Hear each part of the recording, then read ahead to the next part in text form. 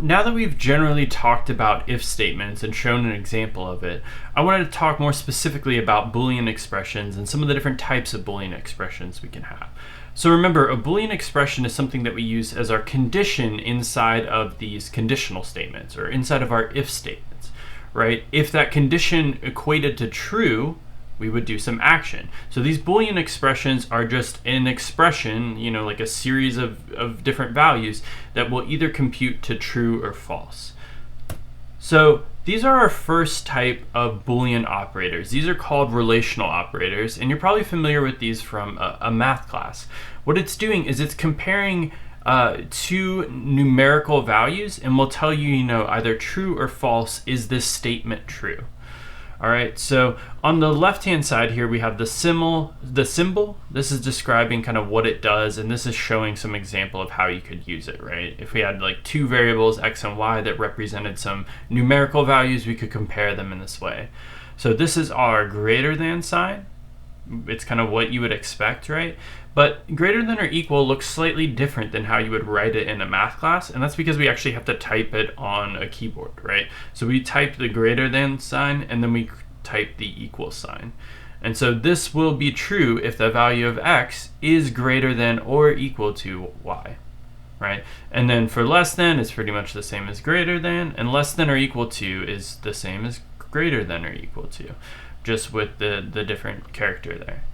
Now, these are the two that are going to take a little bit of getting used to, and we talked about it in the previous video here. So when we're trying to compare for equality to say, hey, does this value equal this other value, we use two equal signs. That's what's going to give us that Boolean expression, either true or false.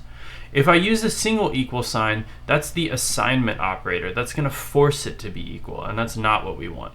So when we're creating a condition for some if statement, we need to use double equal signs. We can't use a single equal sign. And then this is like our negated version of this, kind of like our double negative. So if we're asking, does x not equal y? If those values are not equal, it'll give us a true, or it would give us a false. And so if you were to print out these true-false expressions in the serial monitor, it would just show you a value of 1 or 0, because true or false kind of mask to those values behind the scenes. So true corresponds to 1 and false corresponds to 0. So it's just kind of important to remember if you came across those. But these are relational operators, our way of comparing them. So let's go through a brief example here to make sure we understand it. All right, so let's pretend like we have some integer value x that is set to an initial value of 3 and some integer value y that is set to some initial value of 4.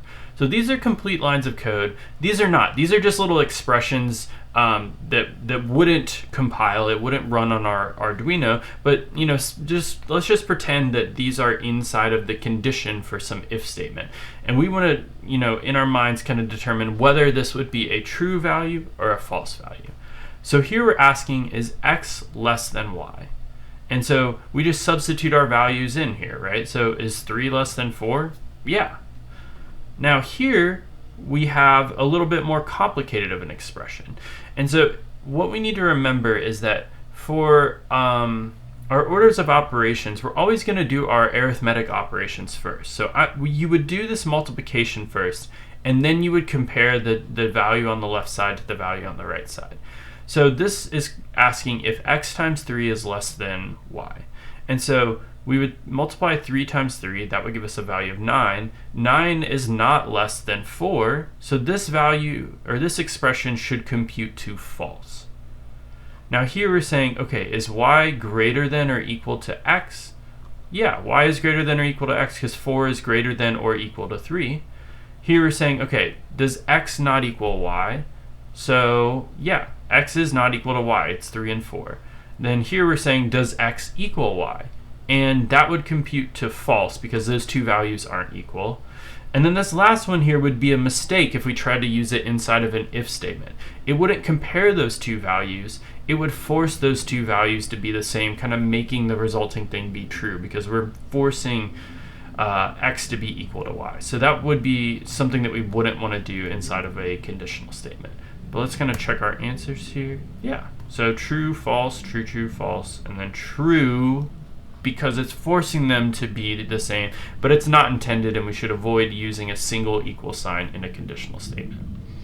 So those are our relational operators, our way of comparing, two different numerical values to see, whether one's greater than or less than or equal to that value.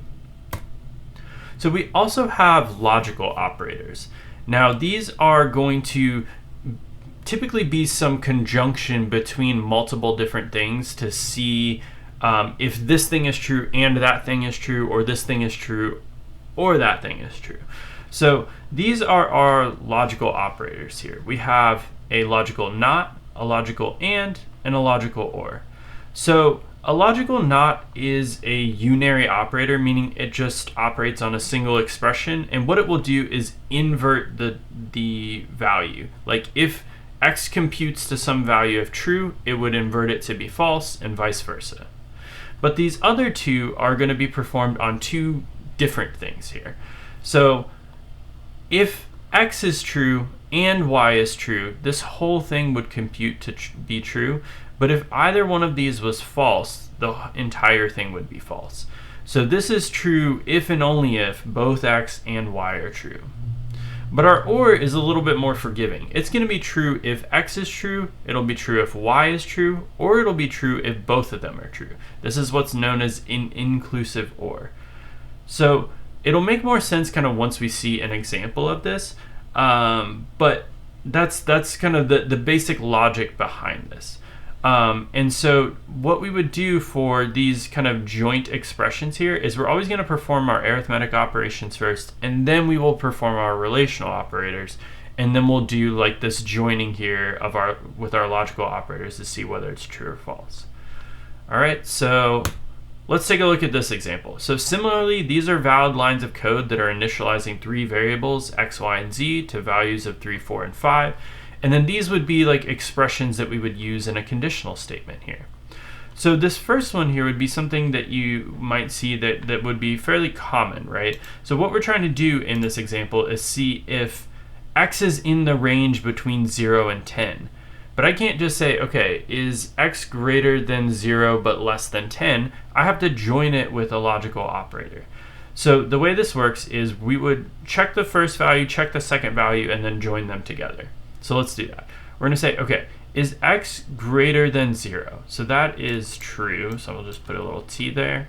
And then we'll say, okay, is x less than 10?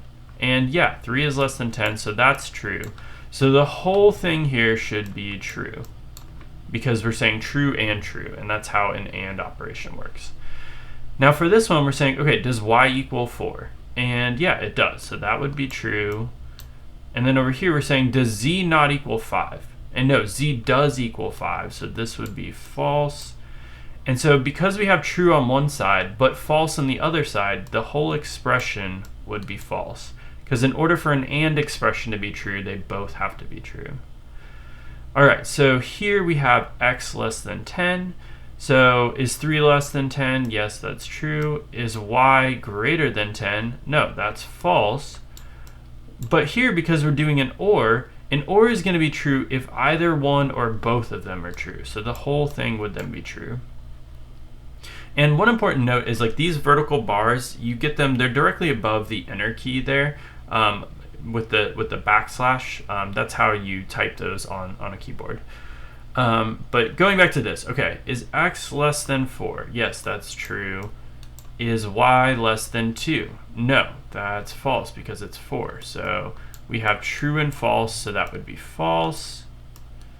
And then this last one here, is x less than 2? No, so that's false. Is y less than x? No, so that's false. And so when we have false or false, the whole thing is false. So let's double check our answers. It should be true, false, false. Awesome, we got it right. So just kind of in conclusion here, this is our order of precedence if we're doing our PEMDAs, right? So first, there's the parentheses, right? So that kind of forces some order of operations. And then because the logical not is a unary operation where it just inverts whether some value is true, that's a higher precedent. And then we have our arithmetic precedence here. So we have our basic PEMDAS, right? We have multiplication, division, modulus, and then we have addition, subtraction. And then we have all of our comparison operators. So our less than, greater than, equal to, not equal to. And then finally we would have our logical and our logical or.